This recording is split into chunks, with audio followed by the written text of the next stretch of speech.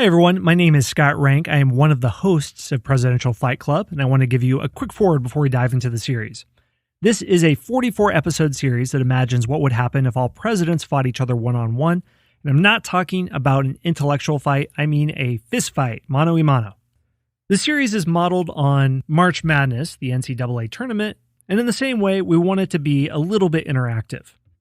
What I mean by that is for March Madness, people will print off tournament brackets and make predictions on who will win, who will enter the Sweet 16 and the Final Four. We have similar brackets like that you can download if you go to presidentialfightclub.com and guess how the tournament is going to go. Plus, you can also find an infograph that lists every single president, their height and their weight, and their military experience, and their special abilities that will allow them to win a fight. For example, George Washington's special ability is that he was an elite sportsman of his day, competitive in archery, horseback riding, swimming, and wrestling, and iron bar throwing.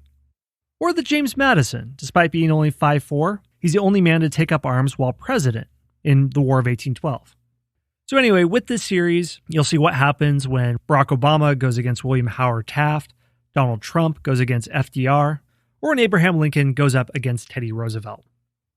Lastly, I'll mention that this series originally appeared on my main podcast, which is called History Unplugged. And in that show, I get into topics like these, but I also explore other areas of history. Whether it's Sumerian high priestesses and how they combine the duties of religious cleric and prostitute. Or I look at when the ancient Greeks stopped worshiping the Greek gods. Or what it was like to undergo surgery in the Middle Ages. Or why Robert E. Lee was a terrible general in the Civil War.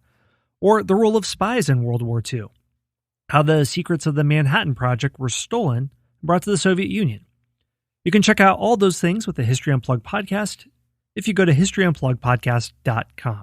All right, that's all for me. So check out the next episode to dive in to Presidential Fight Club.